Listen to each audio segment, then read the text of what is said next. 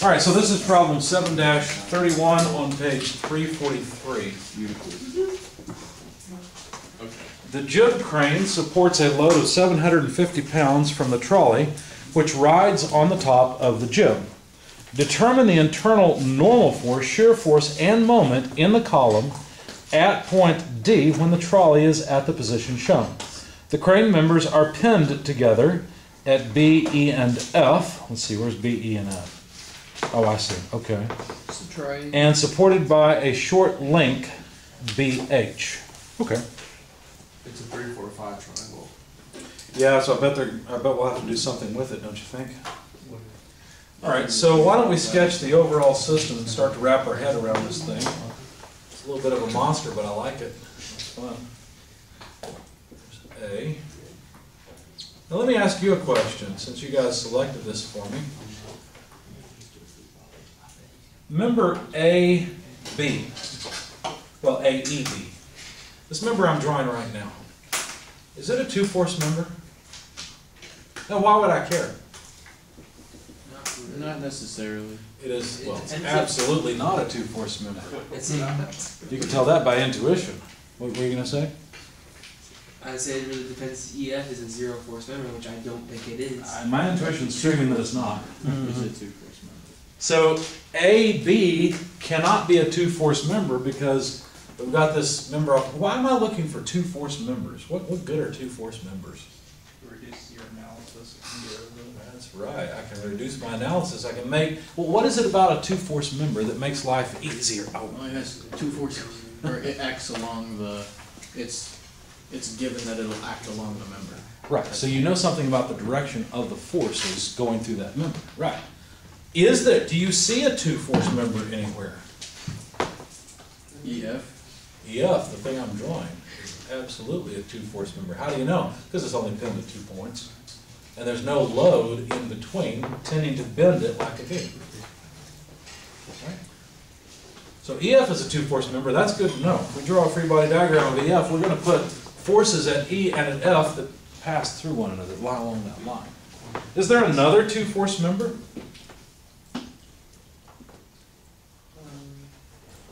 HB. HB, absolutely. HB is also a two-force member.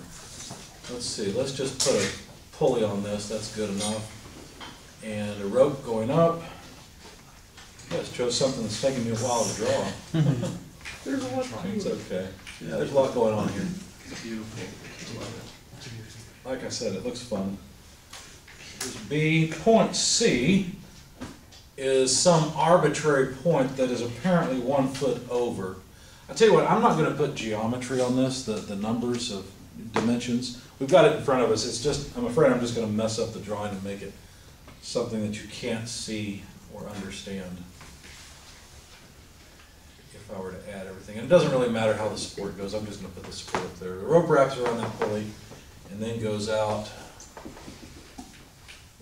over here to another pulley that goes down, another pulley up, pulley, and then probably tied off at the end. Yeah, there we go. And of course there's a member from here to here. All right, so we have a 750 pound load. What do you think I need to do to get started with this? You got a free body diagram? Pray? Might not be a bad idea. I think a free body diagram is going to do me a little more good, though. What do you know about the tension in the rope, and will that be important? The tension in the rope is the same everywhere, isn't it? In fact, could you compute the tension in the rope? I'd say it isn't where the 2 pulleys would. It would make it half. Make it half, The exactly. top, yeah, the top parts are half. So it'd be a 375. You can tell that by just taking a free body diagram of this pulley. They must have given that a point of name. No, they didn't. The one pulley that I care about, this one so far, they didn't give a name, but that's okay. So we've got a 750 pound load here and tension acting on either side. And like we talked about last time, it's pretty obvious from force in the y direction that this is half of the 750 pound load, so that's 375 pounds on each side, or 375 pounds worth of force in the rope. So wherever we look at the rope, we know the rope is applying a 700 or a 375 pound force. Now, in order to calculate what's going on in this beam, I think we're going to need a free body diagram of that beam, and we'll need to know what all forces are acting on it. So let me sketch that beam once more. And let's see, what do these wheels do? Well, there's tension here and here. And anywhere I draw the letter T, I just mean 375 pounds. That way I don't have to write it over and over again. But these are forces on the pulleys, aren't they? What I really want are forces on the beam. Well, there's one. Because the beam has something sticking up at the end with a rope attached to it, or chain, or whatever this thing is, there's a tension of 375 pounds in this direction on the end of the beam. I can be sure of that. Now, I don't want to include these wheels as part of my free body diagram. In fact, I think what I want is how these wheels act on the beam that I care about. So let me take a free body diagram of the two pulleys with, did they give us point names there? Nope. Nope, that's all right. Notice that there are equal and opposite tensile forces in the horizontal, or tension forces, in the horizontal direction. So if we were to sum forces on these pulleys, which we're assuming are massless because they're the extra weight that they add is not worth talking about. They didn't tell us apparently what those weights are either. Notice that though there's tension in the rope, but then there's some normal force from the beam acting upward. Can you tell me what the normal force must be equal to? 375 pounds. Or the sum of that, yes, would be 750. However, I would rather apply the normal forces separately because they act at different points in the beam. Yeah, but you're given where the center of that pulley is. And that may be all that I can deal with. That might be easier.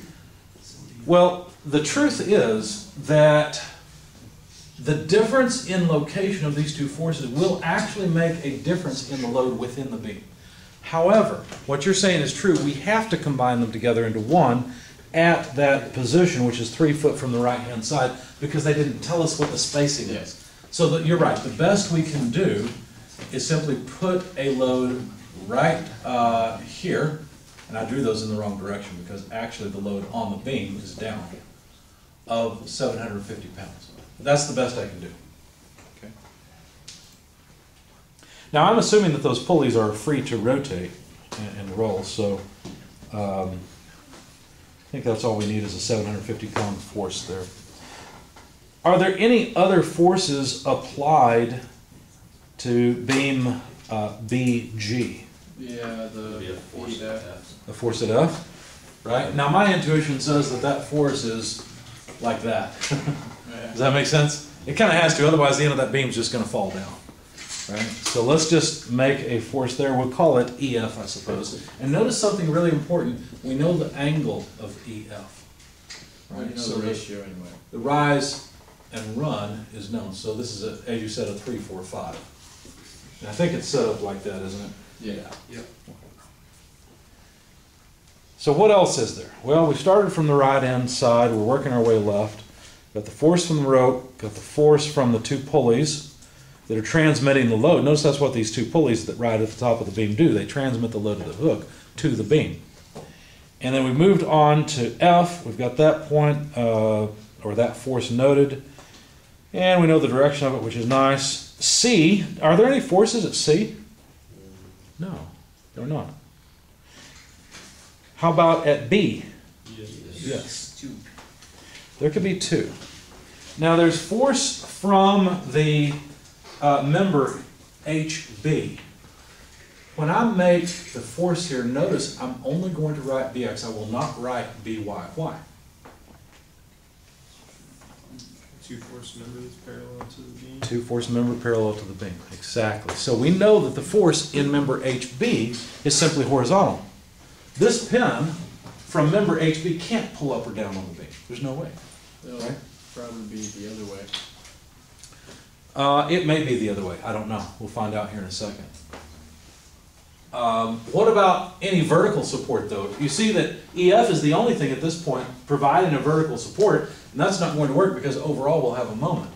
It's a- AB. In other words, there's force from the column, right? Now, do we know the direction of that force? Notice it looks like that the vertical component, or the vertical member, I think is welded here, don't you think? So what about if we do this? What about if we start off with a free body diagram that includes, now I don't know if this will work or not, we'll find out. What I'm thinking is then the force here will be internal and I don't have to worry about it, okay? And then all I have is a y, a x to consider, okay?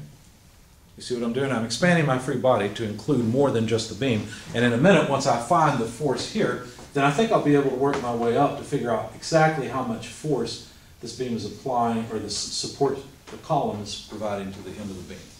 You see my strategy? Okay. So let's just try it. I may be wrong, but I think this will work out. Let's just try it. All right, so if we sum forces in the vertical direction, what do you notice? Remember, EF is internal now, right? It's part of the entire structure. So does that mean we don't consider it?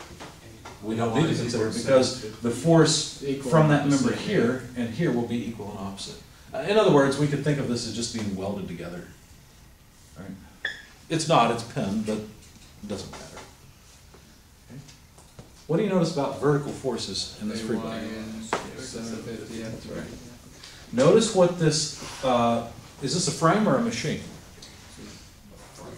The part I've considered is a frame, right? It's not intended to move. The pulleys move, so overall it's a machine, but for this it's basically just a frame, okay? So notice that what this frame does, what it's designed to do, is take the vertical load and move it back to the ground. That's what it does. Sounds like a good idea.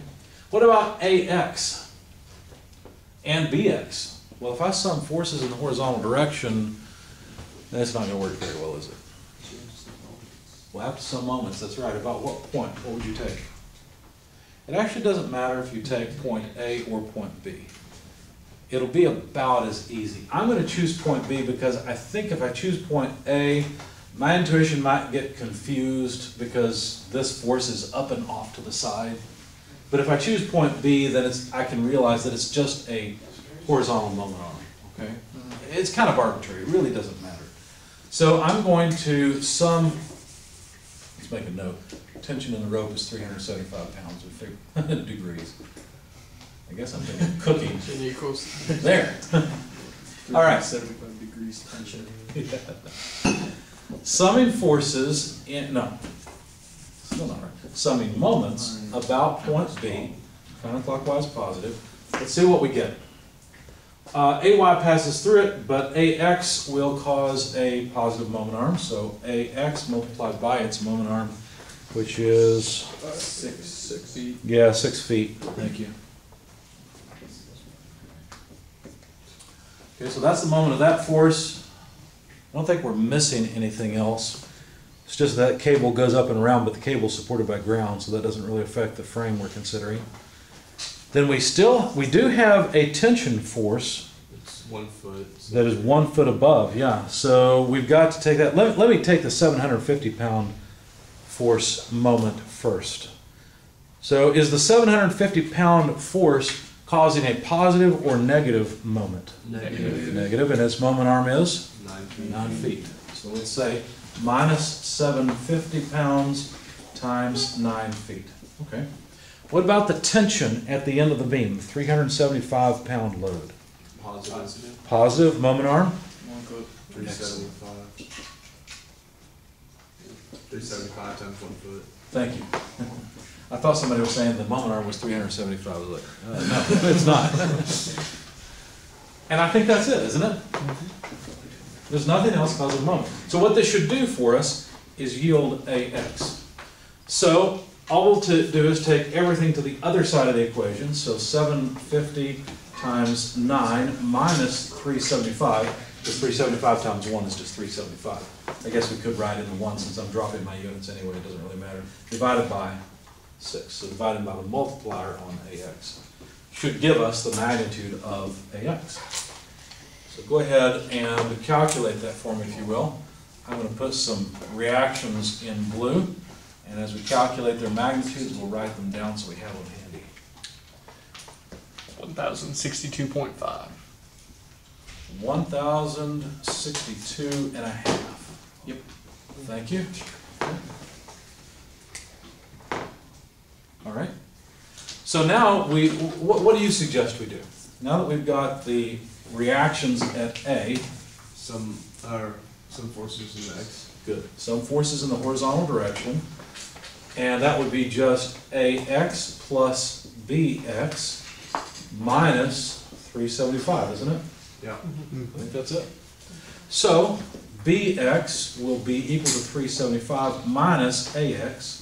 So that's 375 minus 1062.5. So what number do we get for BX? Negative 687.5. In other words, I guessed wrong. It's actually like this. BX is, I'm sorry, how much again? 687.5. Thank you. So we're taking the same approach that we took in the last example problem, or I guess it was actually a homework problem I worked for. We're gonna change to the black arrow. I will do that, but I also want to make another modification to my diagram. I want to go ahead and get rid of that. Because look what I've gained. What I really needed was BX. Right? Now that I've got BX, I think we can calculate the magnitude of the force in that member. So now notice the free body diagram has changed significantly. Right? I've eliminated some of the reactions, AX, AY, they're no longer part of this free body. But what I got from that overall free body was BX, and so now I'll be able to, well, what do you want to do? Some forces in the horizontal or vertical direction? Have I missed anything? Yes, I have. And that. All that is possible, right? In other words, I can have a shear force like this, a normal force, and a moment at this point. Now, if we start looking at this, I think what we're going to find is that we've got too many unknowns. We're going to have to make an assumption here. I think I know what assumption I have missed. If we read the problem statement, notice they say that, let's see, 31. We are working 31, aren't we? Yeah, not 30. Okay. The crane members are pinned together at B, E, and F. Ah, they're pinned together at B. It's not only HB that's pinned at B, it's apparently this vertical column that is pinned, and what that does is means we can't have a moment. You see that? If they were welded together like I was thinking of initially, then there could be a moment. We would actually have a statically indeterminate situation then, because we've also got a force here to support it. You see? But now at this pin, there can be another BX and BY component. I'm not sure what to call them, because I want to distinguish them from the force in member HB. So let me call it HBX, and then we'll call this ABX and ABY. Is that okay? That way we can distinguish. Because notice there's actually three members pinned together at B. HB is pinned there, AB is pinned there, and BG, the beam we care about, is pinned there as well. Okay, so far so good. Any questions? All right. Now will I have enough equations and unknowns? Well, I know the magnitude of HBX is just 687.5. I've got 1, 2, 3 unknowns. Notice that this force is not two unknowns because I know it's angular. It's just the magnitude that I need at this point. And I think we'll be able to solve this. Some forces, or some moments about B. I agree. Absolutely. Some moments about B, that'll get rid of ABX, ABY. So let's do that. All right. So summing moments about B again with this new free body diagram. I don't need all of force F. How much of it do I need? What fraction should I put in? 3/5. That's right, 3/5. Does everybody see why it's 3/5? I just want the vertical piece, because that's all that causes the moment. The horizontal piece passes through the point that I'm summing moments about. It passes through B. So I only need 3/5 of F. Now that's just the magnitude of the vertical force, which causes a positive moment. Its moment arm is the distance between B and, I think that point is F, isn't it?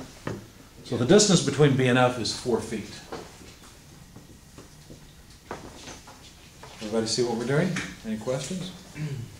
All right, what about the 750-pound load? What shall I do with that? Negative. Negative, right? Times Negative 9 750 feet. times, I'm sorry, how much? 9. 9 feet, correct.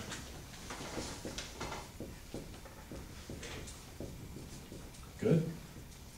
How about the tension? Will it come into play? Yeah. Yes, it's got a foot offset. Does it cause a positive or negative moment? Positive. Good. 375 pounds multiplied by 1 foot. That's it. That's all the terms in the equation. So now I'll be able to calculate the magnitude of force F in this member, this supporting member. So the way I'm going to do that is by taking this term to the other side, so 750 times 9, taking this term to the other side, minus 375 times 1, and then dividing by everything that's multiplying F, 3/5 of 4. Okay? Now, of course, we could do some simplification if we want, or just punch it into your calculator and let your calculator crunch the numbers. Take your pick. It doesn't matter. I actually recommend just learning how to type this into your calculator efficiently. If you want to know how I would type it in, I'd type in 750 times 9 minus 375. I'd hit equals. Your calculator would keep the answer. I'd multiply it by 5/3 times 5/3, and then divide by 4. That would be it. Okay? You do need to learn how to use your calculator effectively, especially when there's a denominator like this. Students often want to, in their calculator, multiply these two things together and put parentheses around it and then divide by that thing. That's inefficient. You can actually type this sequence into your calculator. 750 times 9 minus 375 equals, then simply type answer times, oh, I erased it, what was it, 3/5, 4, times 5 divided by 3 divided by 4. If you type that sequence exactly, it will actually work. Because the way your calculator interprets this is everything preceded by a multiplication sign belongs in the numerator, everything preceded by a division sign belongs in the denominator. And notice the 3 and the 4 both belong in the denominator, but invert and multiply fractions, and the 5 belongs in the numerator. So you don't have to worry about multiplying 3 by 4 and then dividing by 12. 2,656.25. 2,000, I'm sorry, how much? 656.25. 0.25. Okay. So now we've found the force at this point.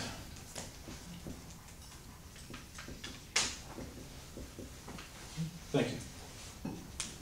What should we do now?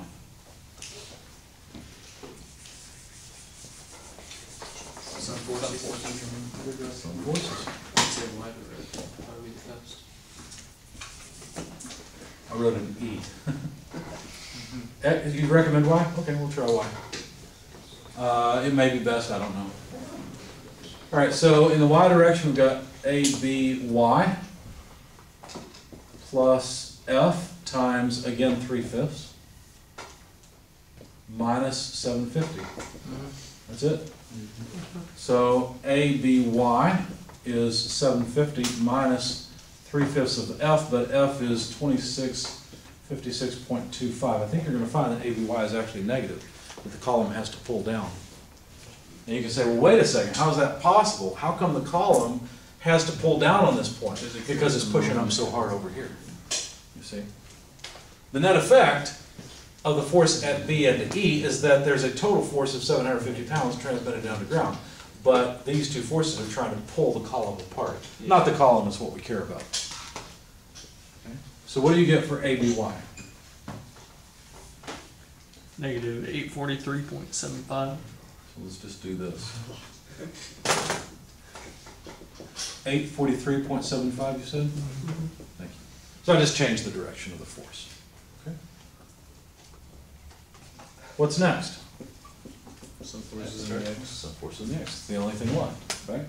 So what would we have? Well, negative HBX, which is just HB. There is no HBY. So I guess we could really eliminate that subscript X because HB only has a horizontal component. So negative HB plus ABX plus 4/5 of F this time, because we want the horizontal component of F, minus the tension at the end, 375 equals 0. Okay?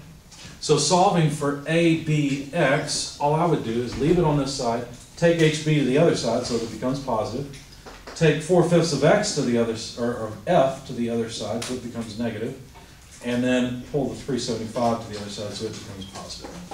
So, we know HB is 6, oh, by the way, one thing students do when they're writing this down, instead of being willing to write down 4/5 of X, they'll go off and they'll type 26.56 times 0.25 times 4 divided by 5 because they're trying to get a number. Why do that? Why not wait until the end? Because if you get to this point on a test and you run out of time, you're going to get most likely all the points. I don't care what I can tell you what the number is, right? I can solve the problem. I don't need you to do that for me. My question is, can you do this? Can you move the things around? Can you set up the equation properly? That's what I'm trying to measure on a test. And so really the plugging in of numbers at the very end and giving me a final numerical answer is not really all that important to me. In fact, most of the time what I give points for on the final answer is the units, not even the number. Anyway, so HB 687.5 pounds minus 4/5 of F 2656.25. Make sure that's multiplied, plus 375. So give me a number for this if you would, and we'll have ABX. Same as AX. Same as AX, what do you In your first free body. Joe left. 750. Oh wait. AX. At the 1062.5. Oh, okay, interesting, all right. Let's see, why would that be? I don't know, doesn't matter. Oh, yeah, it does because, well, no, wait a second, that doesn't make sense to me because there's also a force here. How can the force, let's see, are you sure that's the number? Yeah. I'm pretty positive. Okay, all right.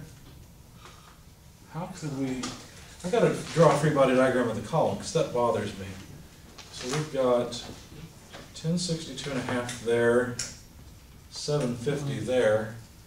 And what we've just discovered is that the force here is up like that at 843.75, and you're saying that there's a force this way of 1062.5? It doesn't make sense, but that's what it is in the calculator. I think we must have made a mistake somewhere because obviously there's a significant force right there.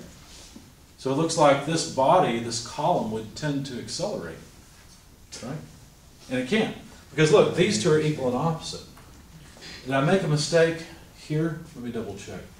Minus HB plus, did we calculate the ABX was positive? Oh, we're looking for it. And then we know F is going that way, so plus 4/5 makes sense. Minus 375 makes sense. Did I miss any force? I don't see any that I missed. Did I go through my algebra too quick? Was the mistake made with assuming that AB was a, like, I know that we said that it wasn't a two-force member to start with, but did we make an assumption along the way assuming that it was a two-force member? No, because the force in member EF was internal to the entire structure. Remember when we had the bigger free body diagram? So it really didn't matter what was going on in the structure. As far as we were concerned, it was all just one free body. So I'm pretty confident in this AX. I feel like that we should have an opposite direction. I'll tell you what is, just for fun, what is the horizontal piece of F? So take 4/5 of 2656.25. I bet it's going to be 2 times this. I bet it's 2,100 and... 25, okay. And that's what it comes out to? Yeah. Something's wrong, because this column has to be in equilibrium as well. Do you need force HB on your column? The free body of it? There it is. That's it, because there's also force. Yeah, I've got to be more careful than that. There can also be force from this pin holding on to the column, because this pin is not only touching the beam, it's also touching the column. Yeah. So in other words, I'm forgetting to add another force here. Yeah, 687. Yeah. So this force of HB, which is 687.5, is not the total force in member HB. That's where I was going wrong. That's just the force on the beam that I care about. Looks Right. like your issue's where the decimal place is for AX. I don't think the decimal places are a problem, because look, all I'm saying is, these two look like they canceled. I forgot that member HB can also pull on the column, or push on the column, whatever's necessary. Maybe it's probably. Okay. It could So I need to be a little bit more careful with my free body diagrams. Do you understand what I'm saying? Any questions? In other words, here, let me draw it another way. If I were to draw pin B, notice that the beam that I care about is applying a force to the pin equal to what I calculated HB, 687.5 pounds, right? But there's also force between the column, well, in fact, it may not just be the column, it may be from HB as well.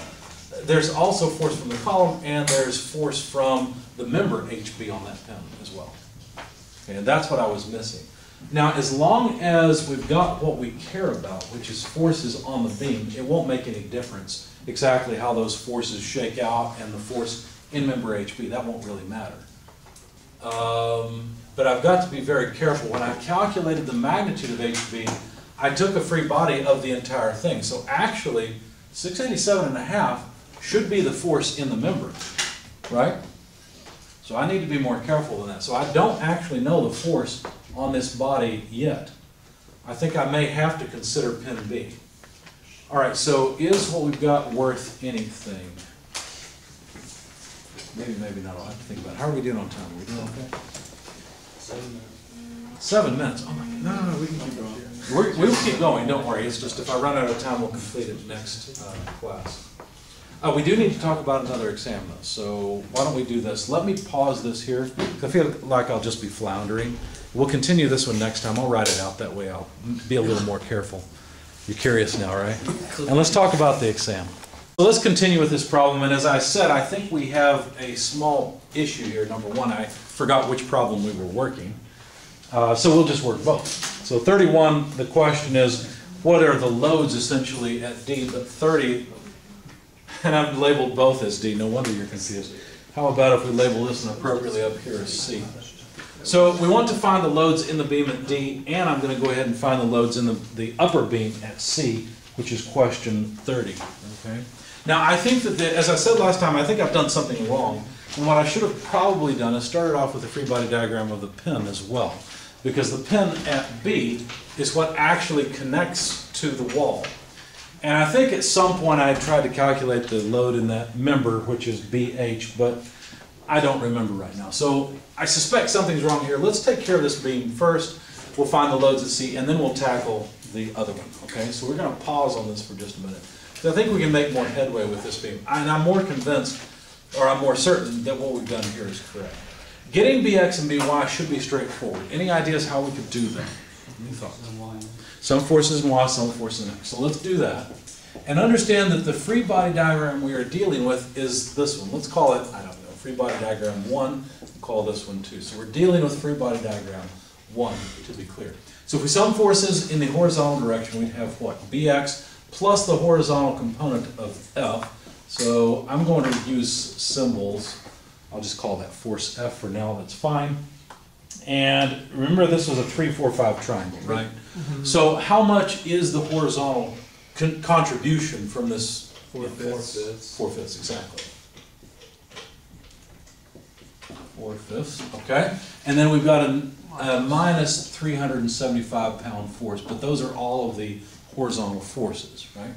So now we can calculate Bx by just solving for it as 375 minus F times 4/5, so that's 375 minus 56.25 times 4/5. Of course, these are in pounds, so I didn't bother writing it down. So grab your calculator, please. And of course, we've determined that I've chosen the wrong direction for Bx because we're going to get a negative number. Okay?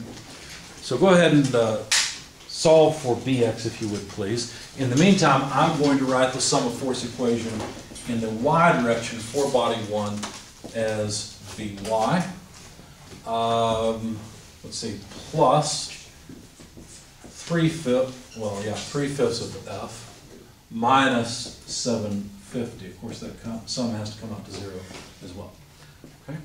So rearranging this just a bit to solve for By, we'll get, let's see, 750 minus F times 3/5. So 750 minus 2656.25 times 3/5. So now I need both By and Bx. Looks like By will also come out negative. Negative 1750. For By? Yeah. Well, no BX. Yes. Yeah, negative 3050. How about By?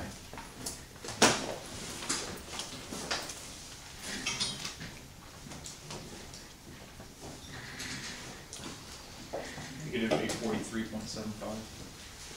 843.75. You want to second these numbers? They're okay? All right, good. So now we've got all of the loads on this upper beam, and now we should be able to solve for the loads of beam. Let me change this a little bit for the sake of our intuition. We know that I've chosen the wrong direction for both of these. They should in fact be more like that. Okay? And so now I can, write down these magnitudes and not have to have my intuition confused later, because what I'm going to do next is make another free body diagram. Of course, these are all pounds force. Okay, what other free body diagram do you think I need? Any ideas? Any thoughts?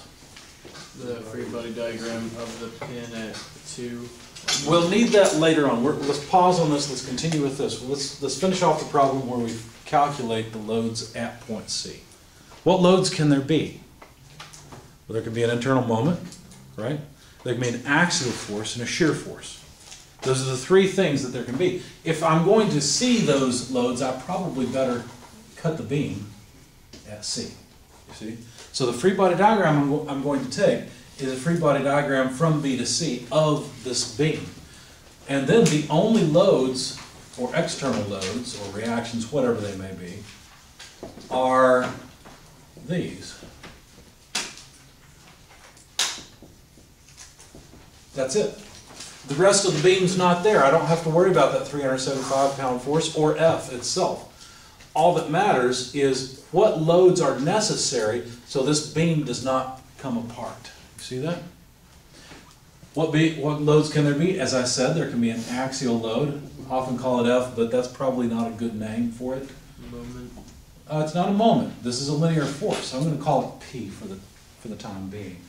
And then there can be a moment, that is true. Let me call it the moment at C, maybe the force at C, and then a shear force V at point C. Notice something, this is sort of a standard thing that, well, not sort of, this is certainly a standard thing that we will do in our strength of materials class, which is 211, the following class from this one.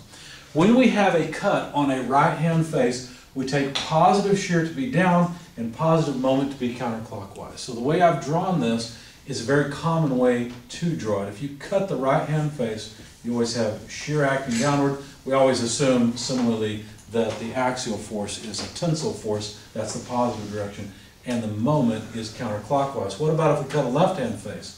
Well, then it's pretty simple. Tensile load, shear in the opposite direction, and moment in the opposite direction. You may want to write this down. These are all positive directions by convention. And it's good to get used to that now, okay? You won't find this in your book. This will be in 211, okay? So you'll notice whenever I cut a beam on a right-hand face, I will always draw the shear down as positive, counterclockwise moment. If I cut a left-hand face, I will write shear up positive and clockwise moment positive, okay? There's a reason for that. You'll discover that when we get to 211. Any questions about this? It is somewhat arbitrary, but it just makes life easy later on, okay? All right, so with that, these are the three loads that I need to solve for. They are the loads necessary at point C from the remaining beam to hold this segment of the beam, this free body, in equilibrium. PC is pretty easy. Can you tell me its magnitude? 1750. How'd you do that? It was along the same axis as. Some forces in the horizontal direction is how you did that, right? So you'd have simply written sum of forces in the horizontal direction or the x direction equals negative 1750 plus PC. PC therefore is 1750. That's an easy one. How about VC? Could you do that? 43. How'd you do that? Same way, but summing forces in the y direction. You don't always have to write down the sum of forces. Go ahead. Shouldn't that be negative? Should it be negative? Yeah, you're right. It should be negative. Look at that. So in fact, VC would point in the opposite direction. Now, it's kind of confusing because really we think of a coordinate system like this. So it depends on which coordinate system you want to talk about. If we always say that down is positive, then yes, this is a negative shear. In this coordinate system, it's a positive force, right? We just assume the wrong direction. So depending on how you want to look at it. So what you're saying is VC is actually upward. That's true. I would never change its direction, though. When I start to talk about loads within material, I will use the sign convention and stick with it, okay? What about the moment at point C? How would you calculate its magnitude? Force times the distance. Force times distance. So what force? We've got two of them. 843. 843. Do these come into play over here? No. Why? You're right, they don't. Why don't they come Because in? they got zero. Zero moment arm, right? They pass through the point because I'm going to sum moments about point C taken counterclockwise as positive. Okay? Help me out with this sum. What should I plug into it? 843.71 times 1 foot. Times 1 foot. I agree with that because there's a foot distance between point B and point C, and this force will cause a positive moment about point C with that 1 foot moment arm. Good. What else is there?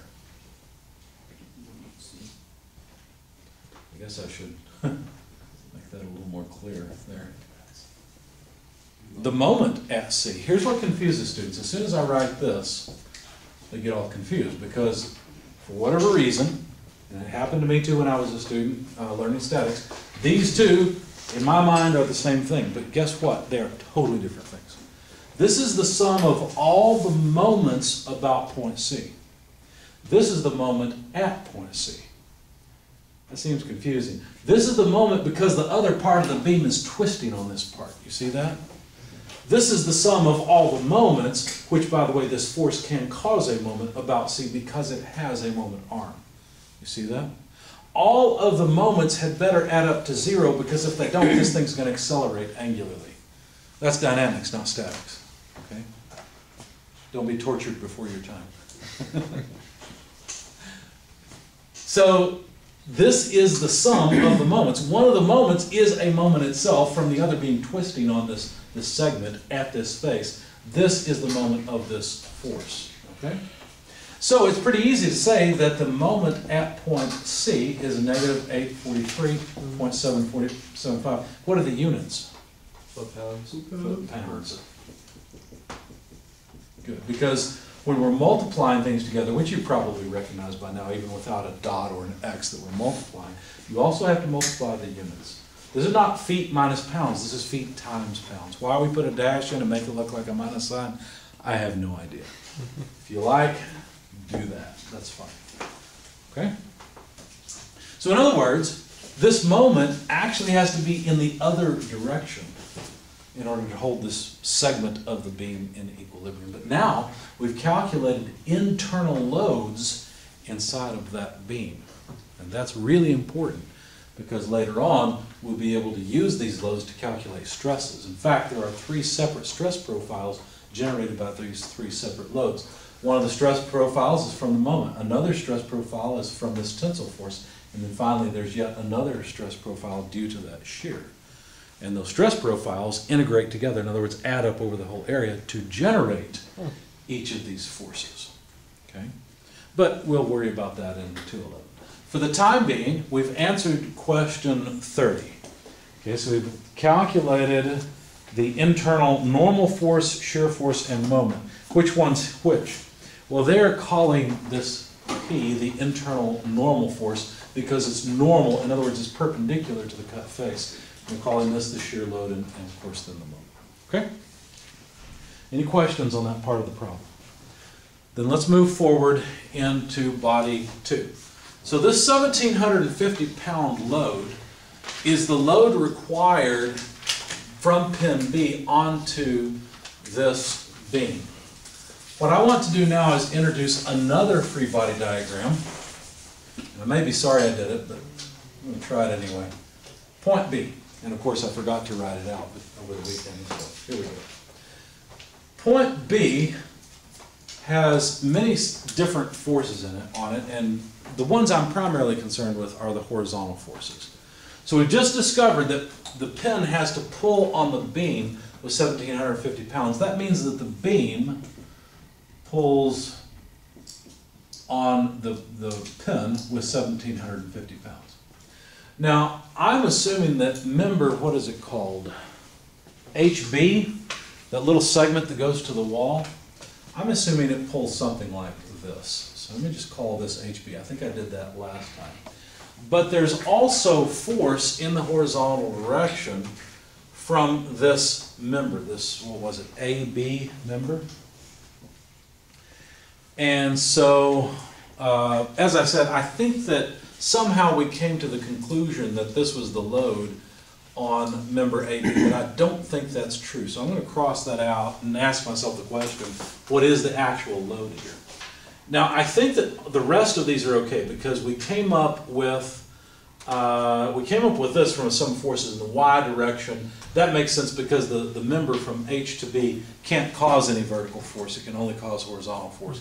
So that I'm okay with. This I'm okay with because if I remember right, we summed moments about point B, and whatever loads in HB is going to pass through that point anyway. So I'm pretty convinced of these two reactions, and this one I'm okay with because I think we summed moments about point B for this beam, and that's how we came up with that force. So I'm okay with these. I just am not certain about this force.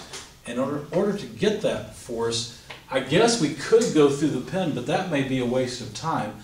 It may actually be better to do the same thing we did here and say, you know, we could look at a BY and BX, but these are different BYs and BXs than what were here. Does everybody understand that?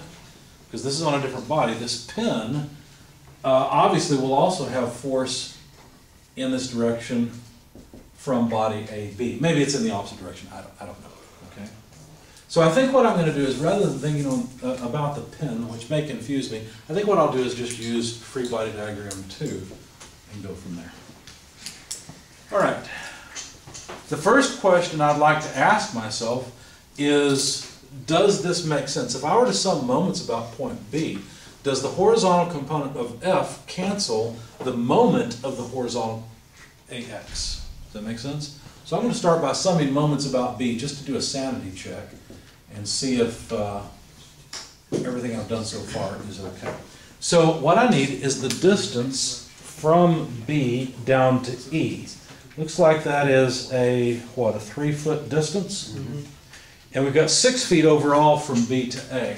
So I'm going to multiply 3 feet by the horizontal component of F. Why not the vertical component? Because it acts in the same line as... Right, the vertical component of F passes through the point I'm summing moments about, so it has no moment arm. If it was offset, then it would have a moment arm. But it's not. So all I need is the horizontal component of F. So 3 feet times F, and would that be 3/5 or 4/5? It's still 4/5 because it's still the horizontal component. Okay, so 4/5. And please stop me or slow me down if you have questions. All right. So that's going to cause, let's see, that'll actually cause a negative moment, won't it? So let's put a negative sign on that. And then AX will cause a positive moment, so plus AX multiplied by 6 feet. Right? I think that's it, because AY passes through B as well. Equals 0. So this has to equal 0. So let's just find out if this, well, I guess the question is here, does this work? All right, let's see. Really what we're saying is, does F times 4/5 equal 2 times AX? Divide 6 by 3, you get 2. So let's see. That's 2 times 1062.5. And I guess we could just go ahead and rearrange and say, does F equal 5/4 of 2 times 1062.5? I don't know. Let's find out. Grab your calculator. Plug in the numbers. It's 10/4. Which 10 over 4 is what, 2.5? I don't know. I'm not thinking right, maybe. 5 halves. 5 halves? Okay. Yeah, 5 halves. Times 1062.5. What do we get? I hope 2656.25. All right, good. I'm not insane. Well, this doesn't prove I'm not insane. It just proves that we're okay so far in this problem. I may still be crazy. But now I like AX, AY, F because they've been verified. So now let's calculate BY and BX from a sum of forces in the horizontal and vertical directions. So we'd have BX, that piece, minus F times, no, 4/5, not 3/5, it's still horizontal. Okay, and then plus AX, and I think that's it, that would be 0. So BX would be equal to 4/5 of F minus AX. So that's 2656.25 times 4/5 minus 1062.5. Okay? If you calculate that for me, please. It's 1062.5. 1062.5? Ah, okay. And then if we sum forces in the y direction, we'll get BY minus 3/5 of F, because it's got a negative component that way, plus AY equals 0.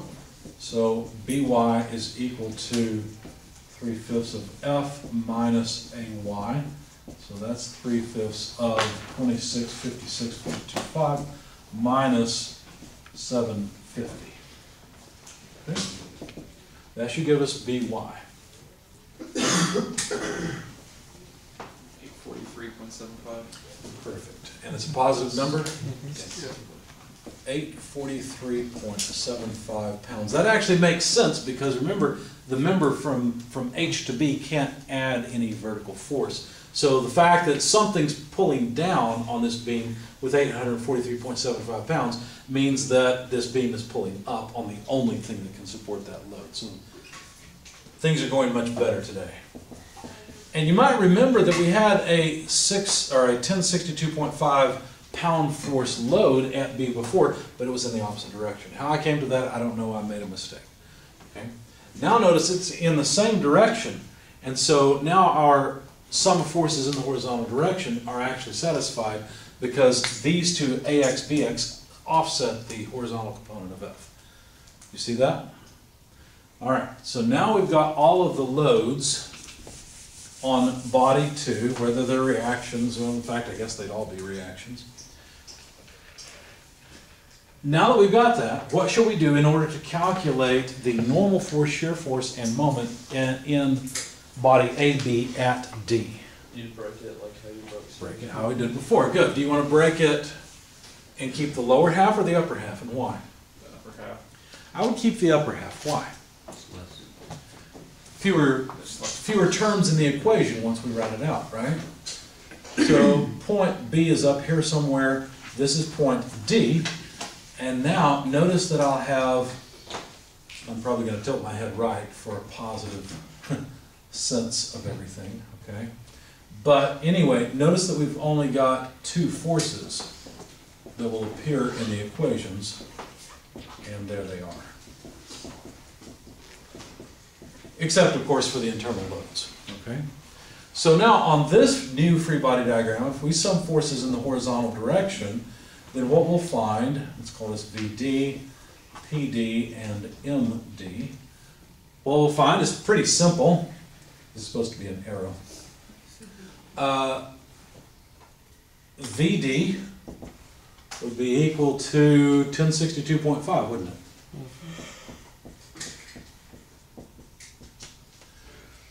PD would be equal to 843.75. This is from a sum of forces in what direction? X. This is sum of forces in what direction? Y. Good. Help me write out the sum of moments equation, please. Doesn't look like there are any moments. I don't think. You don't think so? Negative 1062. Yeah. Times 1 Oh, about B. plus the moment Oh, B. equals 0. So the distance between B and D is a foot, is that correct? Yes. Okay. So there's the moment of this horizontal force. There is no moment from this one because it passes through D, but then don't forget plus MD. Okay. So now we've calculated the magnitude of MD, and let's see. Yeah, because we take this to the other side. I should have put pounds force in there. I forgot my units, but it's 1062.5 foot-pounds force. Okay. So understand that this numerical value of 1 doesn't mean that the units don't change, right? This numerical value of 1 includes a dimension, a foot dimension. So that changes the units of the moment from just pounds to foot-pounds, because it's force times distance. Okay. Does that make sense to everyone? You know what we should do? We should look at pen B. Anytime you make a mistake like I made, you should go back and try to understand the entire problem. Because if you don't defeat the whole thing, you'll begin to lose your confidence. You might get the answer in the back of the book, but what do you do when you fall off the horse? You get back up and try again. Right? So, let's do that. So at pen B, can I answer the question what loads are on it now? Sure. I can see from here, there's a load of 1062.5 pounds, right? That's from A. There's also a load at B of 843.75 pounds. Now notice that I've got the wrong directions, don't I? Because these loads are loads applied to the body from the pin, so the forces on the pin would be in the opposite direction. I need to be careful. Now from this body, notice these are also loads that the pin is applying onto whatever this body is, BG, if you will. There's point G's over here at the end. So these are loads that are applied by the pin onto BG. So there would be equal and opposite loads on the pin from the body, 843.75 pounds. And then here there would be a 1750 pound load. But now it looks like the pin will not be in equilibrium. What did I miss? There's another member connected to the pin. What is it? HB. HB. So now there's an unknown force. Let's just draw it this way. HB. Now it's pretty apparent that these two vertical components cancel. So summing forces in the y direction, the pin's in equilibrium, that makes sense. But notice that HB is going to be simply the difference between these two. Okay. So what number is that? 627.5, if I'm thinking right? 687. 687. Now, did I draw it in the right direction? Yeah, I think so, because both these are acting this way, so they add together to 1750. Does that make sense? Any questions?